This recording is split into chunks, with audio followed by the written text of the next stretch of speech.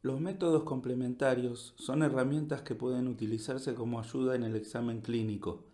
La valoración de su aporte debe ser siempre tenida en cuenta como un complemento de la evaluación clínica y nunca basarse solo en los datos obtenidos en este estudio para el diagnóstico.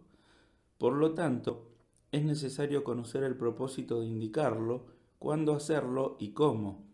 En esta presentación veremos cuáles son los métodos complementarios de imágenes, sus fundamentos, alcances y limitaciones. En esta lista se mencionan los métodos complementarios de imágenes, su abreviación y su sinonimia. Algunos de ellos son más frecuentemente utilizados que otros. Esta pregunta nos lleva a pensar si el método complementario que vamos a indicar puede ser un aporte a la evaluación clínica. Por eso debemos conocer los alcances y limitaciones del mismo. En el caso de que el método indicado sea el adecuado, este ayudará a completar la información necesaria para el clínico. Una vez obtenida esta información, se adosará el conjunto de datos obtenidos por el examen. El estudio entonces puede ser concordante con los datos obtenidos en el examen, modificar la presunción diagnóstica o directamente descartarla. En el caso de requerir un método complementario por imágenes, se tendrá en cuenta siempre la estabilidad fisiológica mínima del paciente, previendo que las maniobras para realizar el estudio no sean riesgosas para el mismo. Por lo tanto, dos pasos importantes antes de indicar cualquier estudio son la estabilización y la preparación. En el primer caso, se intentará llevar los parámetros fisiológicos lo más próximo a lo normal para minimizar riesgos durante las maniobras. La preparación del paciente hace referencia, por ejemplo, a la atención previa de heridas, posibles fracturas, luxaciones, realizando la toilette en el primero de los casos y la inmovilización en los otros. La indicación de los estudios complementarios será siempre por nota escrita, firmada y sellada, especificando detalles orientativos para quien realice el estudio. Así entonces puede incluirse datos como signos clínicos, diagnóstico presuntivo, región anatómica, órgano problema e incidencias. Comenzaremos haciendo referencia a los métodos que se basan en la utilización de las ondas electromagnéticas.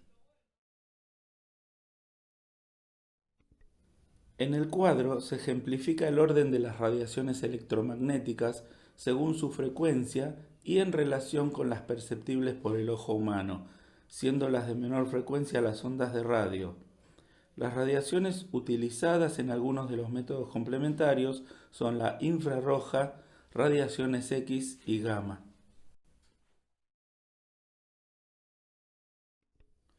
La radiología es uno de los primeros métodos complementarios de imágenes que se utilizaron y actualmente conserva su valor diagnóstico. No obstante, con la aparición de algunos métodos que brindan otro tipo de información, ciertos estudios son derivados a estos últimos. La radiología puede dar información básicamente sobre tamaño, forma, contorno, radiodensidad y ubicación de las estructuras anatómicas o formaciones patológicas. Las imágenes obtenidas son bidimensionales. Estas son algunas de las características principales de los rayos X. Los rayos X son generados dentro de un tubo de vidrio al vacío. Este tubo se encuentra dentro de la calota del equipo de rayos X. En el esquema del tubo de rayos X se muestra cómo la energía eléctrica ingresa al cátodo. En este se encuentra un filamento que durante el momento del disparo emite electrones en dirección al ánodo. A partir de esta colisión sobre una superficie de tungsteno se generan los rayos X que emite el tubo. Estas son algunas propiedades de los rayos X.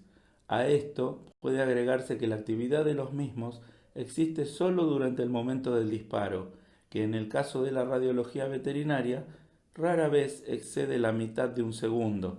Por lo tanto, los rayos X no permanecen en el ambiente. No obstante la poca permanencia de los rayos X en el ambiente y debido a las propiedades ionizantes de los mismos, deben utilizarse medios de protección. En la imagen se observan guantes, delantal y anteojos plomados, un señalizador de área con emisión de radiaciones y sensores personales. Estos últimos detectan el nivel de radiación a la que fue expuesto el operador durante el lapso de un año. De este modo, puede llegar a controlarse la exposición de esta persona en el caso que el nivel exceda el permitido por las normas de bioseguridad. En la imagen se ven distintos tipos de equipos de rayos X. El A es un equipo fijo con mesa radiológica. Debajo de esta se coloca el chasis o cassette con la película radiográfica en su interior. El B es un equipo rodante con cierta practicidad para lugares pequeños, pero con menor potencia que los fijos.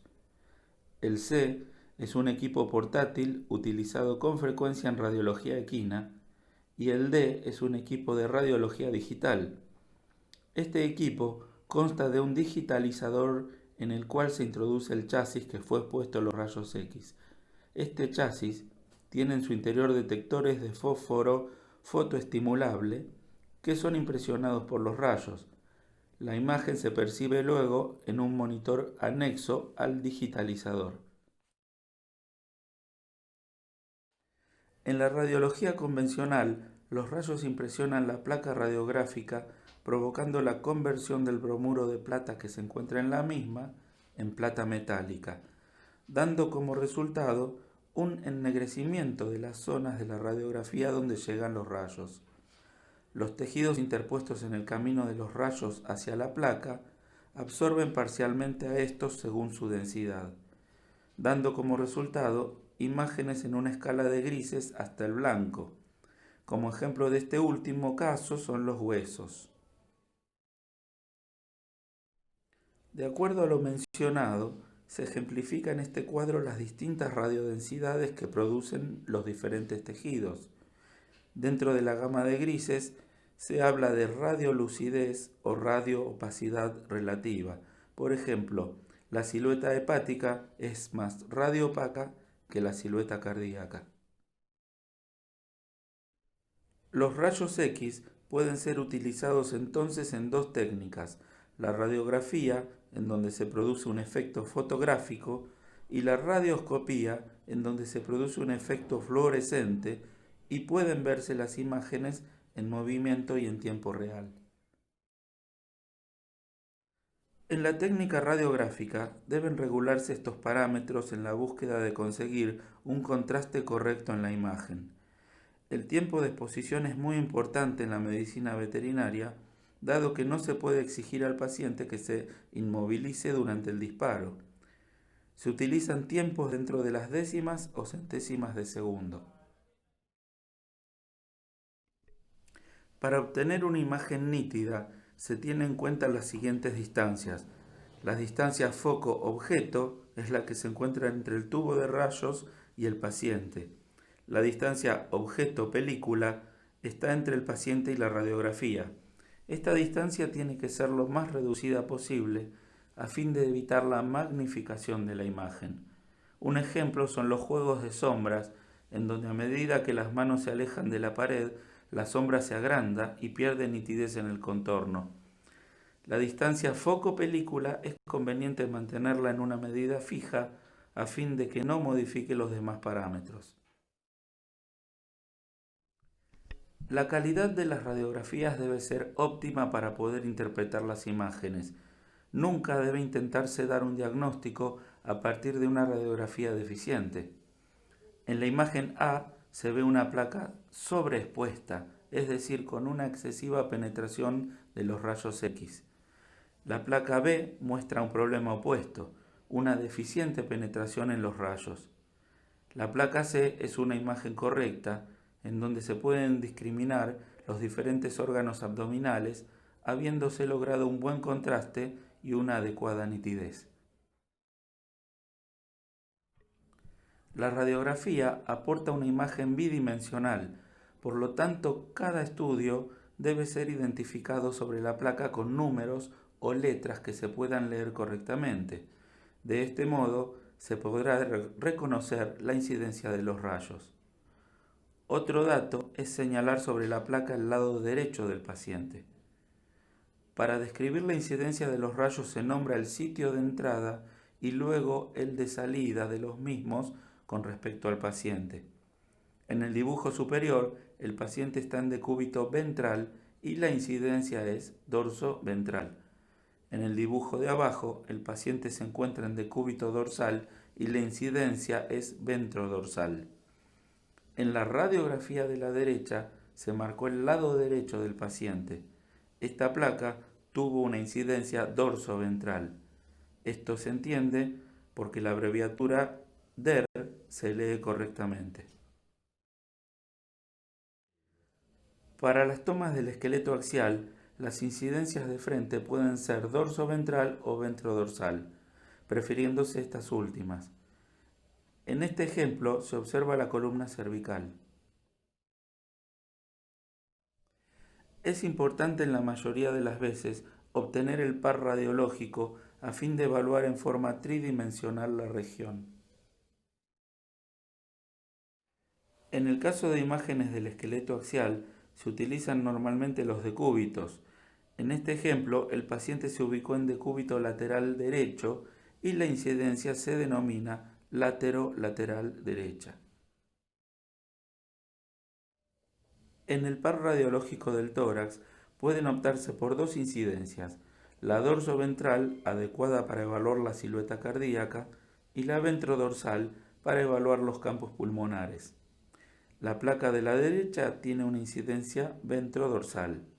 Ambas radiografías de la región torácica deben incluir el diafragma completo y la entrada del tórax formada por el primer par de costillas. Al igual que para el tórax, las imágenes laterales del abdomen se obtienen en decúbitos laterales. En este caso es el decúbito lateral derecho y la incidencia se denomina latero-lateral derecha. Para la imagen de frente se utiliza el decúbito dorsal con incidencia ventrodorsal. En ambas imágenes del abdomen debe verse en forma completa la proyección diafragmática y la entrada de la pelvis. En la imagen se observa el frente de la pelvis canina con una incidencia ventrodorsal. El paciente fue puesto en decúbito dorsal. Las imágenes del esqueleto apendicular pueden ser óseas o articulares. En este último caso, el rayo principal debe incidir en el espacio articular.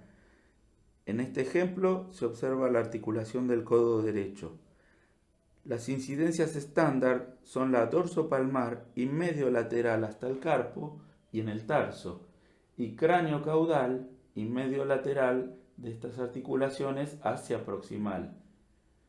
Siempre hay que contar con el par radiológico de cada región. En la imagen puede verse el par radiológico perteneciente a la rodilla izquierda. Aquí se observa el par radiológico del carpo izquierdo de un canino inmaduro, en donde se puede ver las líneas radiolúcidas indicando los discos fisiarios. En el esqueleto apendicular equino son tomas estándar, además de los frentes y perfiles, las incidencias oblicuas. En esta imagen del nudo izquierdo se realizaron incidencias dorsopalmar, lateromedial, dorsolateral pálmaro-medial oblicua y dorsomedial pálmaro-lateral oblicua. Las radiografías de contraste son utilizadas para demarcar órganos o espacios huecos, evidenciándose en la imagen su forma y límites. Para aparato digestivo se usan las sales de bario que pueden administrarse vía oral o rectal según la imagen deseada. Para vías vasculares, urinarias y espacios durales se utilizan compuestos iodados. En el aparato urinario es frecuente y de fácil uso el contraste negativo. En la imagen A se realizó una radiografía con contraste negativo o aire en la vejiga urinaria. En la imagen B se realizó un contraste positivo con compuestos iodados. En ambas imágenes se pueden evaluar los límites del órgano, pero en la que contiene aire además se observa su interior, pudiendo llegar a evidenciarse, por ejemplo, cálculos radioopacos. En las imágenes se observan distintas estructuras evidenciadas por contraste positivo. En la A, una mielografía cervical, en la B, estómago y parte del intestino delgado, y en la C, uréteres patológicos y vejiga parcialmente llena. La ecografía, ultrasonografía o sonografía es, junto con la radiología, uno de los métodos de diagnóstico por imágenes más utilizados. Sus alcances y limitaciones deben ser bien comprendidos a fin de elegir este u otro método complementario según la información que se necesite obtener. Este método no se fundamenta en ondas electromagnéticas, sino en ondas de ultrasonido generadas mecánicamente.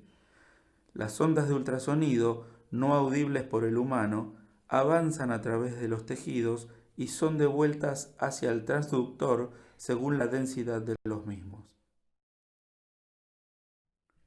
En la imagen se muestran los alcances del método.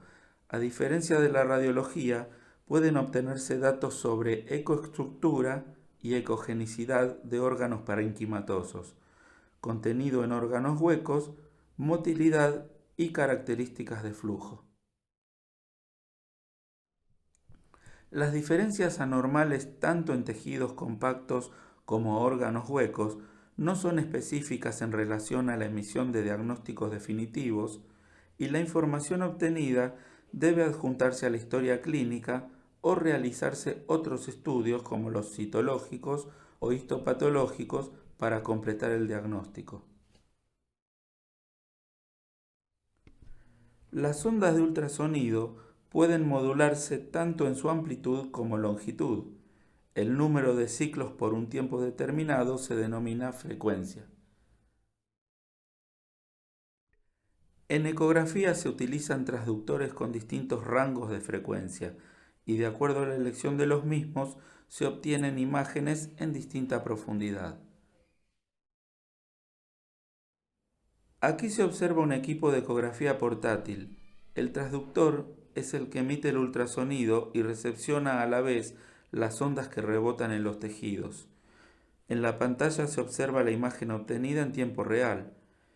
El comando del equipo permite ajustar la calidad de la imagen y el teclado inscribir datos sobre la misma a fin de ser almacenada o impresa. Según la superficie del transductor, pueden obtenerse imágenes que en la pantalla se verán con diferente silueta, como muestran las sombras del esquema. La elección del transductor se basa en la región u órgano que se quiere evaluar.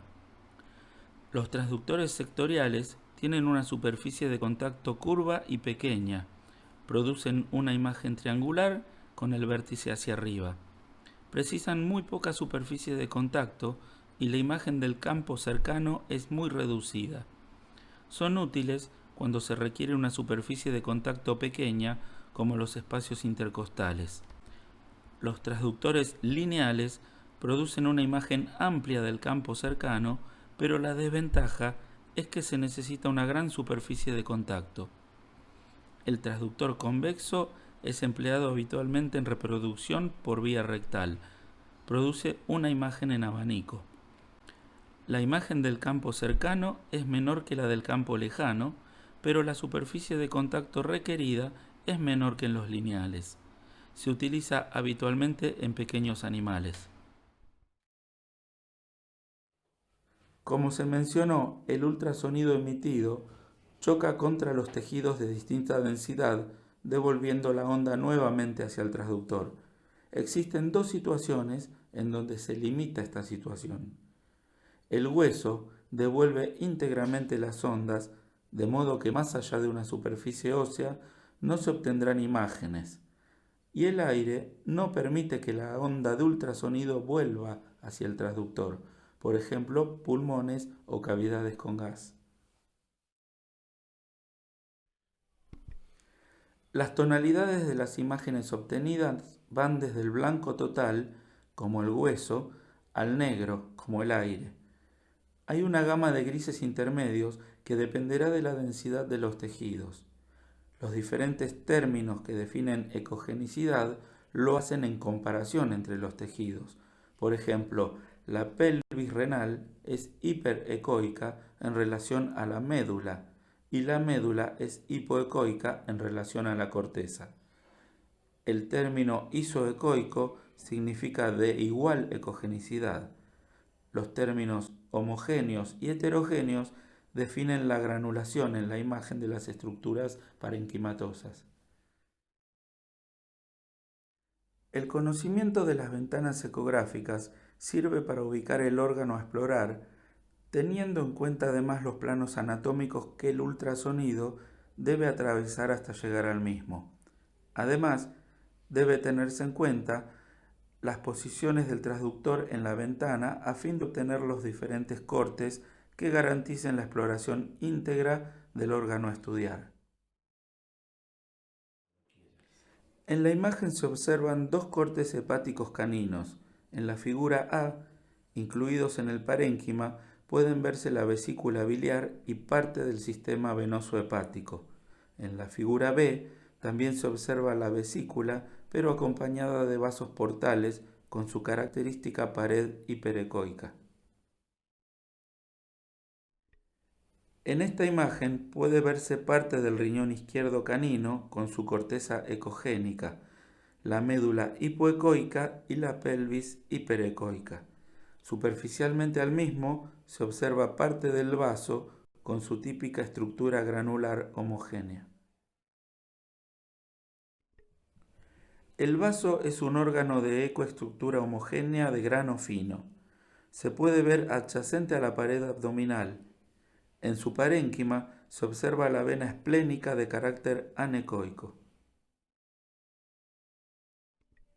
Aquí se observa otra imagen hepática adyacente al estómago. El mismo se encuentra con contenido sólido y gaseoso, produciendo un artefacto posterior llamado cola de cometa. En la imagen se ve un corte longitudinal de un asa intestinal. La musculatura de la pared es de carácter hipoecoico en oposición a la ecogenicidad de la mucosa que se observa en su interior.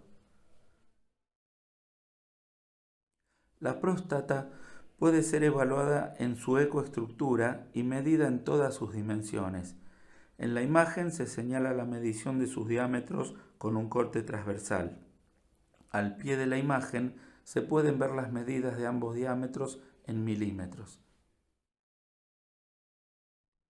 El útero también es un órgano habitualmente explorado. Aquí se observa un corte transversal con medición de su diámetro. Teniendo en cuenta que la imagen ecográfica se encuentra invertida, dorsalmente al útero se encuentra la vejiga parcialmente llena con contenido normalmente anecoico. En la imagen se observa una vesícula gestacional canina con el embrión en su interior. Por último, una imagen de un testículo con ubicación patológica intraabdominal. Se puede apreciar su ecoestructura homogénea y el mediastino hiperecoico. Adyacente al testículo se observan asas de intestino delgado. Es necesario tener en cuenta los alcances y limitaciones de métodos como la radiología y la ecografía. De acuerdo a esto, se podrá elegir el método adecuado a fin de obtener un estudio complementario de utilidad. En este cuadro se sintetiza la principal utilidad de cada uno. La tomografía axial computada es un método que se está utilizando cada vez con mayor frecuencia en medicina veterinaria. Uno de los inconvenientes son los costos del estudio. En este método se utilizan radiaciones electromagnéticas. Los rayos X inciden sobre el paciente y al pasar a través de él impresionan detectores que luego traducirán la imagen en una pantalla. Una de las ventajas es que se puede obtener imágenes seriadas con diferencias de hasta 1 milímetro, lo que permite una visión completa de órganos y tejidos a evaluar. La imagen resultante es una sección de la región a estudiar compuesta por una serie de imágenes radiográficas. La imagen obtenida es bidimensional. En la foto se muestra un tomógrafo sin su carcasa. La flecha T señala el tubo emisor de rayos X. Las flechas X son los rayos emitidos. En el centro del equipo se sitúa el paciente. La flecha D señala el receptor de rayos y la R indica el sentido de rotación del equipo durante los disparos. En esta imagen se esquematiza entonces el tomógrafo funcionando con un paciente en su interior. En la tomografía, los tejidos se verán representados, al igual que en la radiografía, por una gama de grises, incluyendo los extremos blanco y negro. Estas tonalidades coinciden con las que se obtienen en la radiología, por lo tanto, a mayor densidad de los tejidos, mayor radiopacidad. Algo necesario en tomografía es que el paciente debe estar inmóvil durante el estudio, que puede llevar varios minutos. Por lo tanto, en veterinaria es necesario anestesiar a los pacientes. En grandes animales, el método tiene limitaciones, dado que los equipos no permiten pasar el cuerpo entero. Por lo tanto, se limita a las regiones que sí pueden pasar, como cabeza o miembros. En todas las especies existe también la limitación de que el paciente debe ser apto para resistir una anestesia. En la imagen se ve un corte transversal de la cabeza de un equino. Ventralmente están las ramas mandibulares y sobre la lengua se observa el tráqueo-tubo. La cavidad nasal del lado derecho se encuentra ocupada y en el lado izquierdo también se observa una pequeña área radiopaca. El signo es inespecífico, debiendo realizarse otros estudios como los histopatológicos. Como se mencionó anteriormente, las tonalidades se corresponden con las radiológicas, pero en tomografía se definen según la escala que aquí se menciona. En esta imagen se observa el corte transversal de la cabeza de un canino, con ambas cavidades nasales parcialmente ocupadas. En estos estudios se ven cortes transversales de cabezas caninas. En el lado izquierdo pueden observarse ambos ventrículos laterales del cerebro distendidos anormalmente. En el lado derecho se aprecia una situación similar, pero además un cambio de opacidad circunscripto en el cerebelo, pudiendo interpretarse como una masa.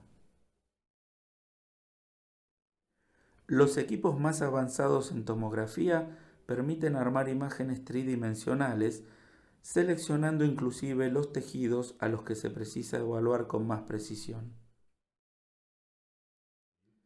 En apariencia, un resonador magnético es similar a un tomógrafo, pero el fundamento de su funcionamiento es diferente. Se basa en la formación de ondas de radio, un tipo de ondas electromagnéticas. Al igual que en la tomografía, el paciente debe someterse al estudio bajo anestesia general, salvo en los exámenes de miembros de equinos. En algunos casos se inyectan vía vascular sustancias que se harán evidentes en la imagen final. Los tejidos del organismo poseen diferentes cantidades de agua en su composición. El ion hidrógeno se encuentra por lo tanto en diferente concentración en cada tejido. Estos iones, al ser despolarizados y vueltos a su posición normal por acción del imán, emiten ondas de radio que son captadas por el equipo y traducidas en imágenes. Las imágenes obtenidas en una resonancia magnética permiten una muy buena distinción de los diferentes tejidos. En la imagen puede verse un resonador sin su carcasa. La pieza curva en gris oscuro que se encuentra por encima es el imán. El anillo de cobre que rodea el espacio central son las bobinas receptoras de las ondas de radio. En el centro está la camilla donde se ubica el paciente. Aquí se ve un equipo de resonancia adaptado para el examen de los miembros en el equino. Esta es la imagen axial y transversal de un dedo equino. Se puede ver la tonalidad de los diferentes tejidos. En esta imagen se observa un corte sagital de la región cervical canina para un estudio del canal medular. La resonancia magnética permite una excelente imagen de los tejidos blandos, pero para el tejido óseo es preferible la tomografía. En este caso se ve un corte transversal del cráneo canino. Se observa el tejido encefálico y al nivel del cerebelo una zona circunscripta rodeada por líquido compatible con una masa. Existen programas que a partir de una serie de imágenes pueden confeccionar una vista tridimensional de la región. En este ejemplo, se observa cómo a partir de una serie de imágenes se puede realizar también una composición cinética. La imagen es un corte transversal del tórax humano. Si bien la endoscopía es solicitada como un método complementario, en la definición semiológica se describe como un método de inspección interna indirecta. La endoscopía cumple además con diferentes funciones de acuerdo a las posibilidades del equipo, pudiéndose además de hacer una inspección interna, realizar tomas de muestras, extraer cuerpos extraños o instilar medicamentos. El endoscopio rígido cuenta con un sistema óptico y una fuente de luz. Se utilizan cavidades de trayecto corto y poco sinuoso, tales como cavidad nasal, oído o vagina. El fibroendoscopio tiene más alcance en profundidad y puede adaptarse parcialmente a recorridos sinuosos. Es útil para la evaluación del aparato respiratorio y digestivo, tanto en grandes como en pequeños animales. Aquí se muestran dos endoscopios de última generación. El flexible tiene ventajas sobre el endoscopio rígido. A la derecha, un videoendoscopio manual. Esta modalidad incluso se puede aplicar a animales en movimiento para obtener imágenes dinámicas como la evaluación del aparato respiratorio del caballo en ejercicio, colocando el videoendoscopio adosado a la cabezada. La videoendoscopía se diferencia de la fibroscopía en que el equipo tiene una pequeña cámara que transmite la imagen a un monitor. Además, por la sonda pueden tomarse muestras líquidas y de tejidos, extraerse cuerpos extraños o medicar. La radiación infrarroja es un tipo de radiación electromagnética y térmica de mayor longitud de onda que la visible, pero menor que la de las microondas. La materia, por su caracterización energética, emite radiación. De esta forma, la mayoría de los objetos a temperaturas cotidianas tiene su máximo de emisión en el infrarrojo. Los seres vivos, en especial los mamíferos, emiten una gran proporción de radiación en la parte del espectro infrarrojo debido a su calor corporal. Los visores infrarrojos se desarrollaron con finalidades bélicas para captar la presencia humana durante la noche.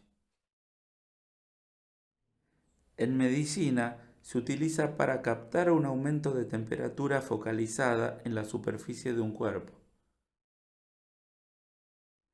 La imagen que se presenta en una escala cromática según la temperatura emitida se interpreta en un monitor manual. Aquí se ven dos modelos de cámaras infrarrojas manuales. En el monitor se observa la imagen enfocada.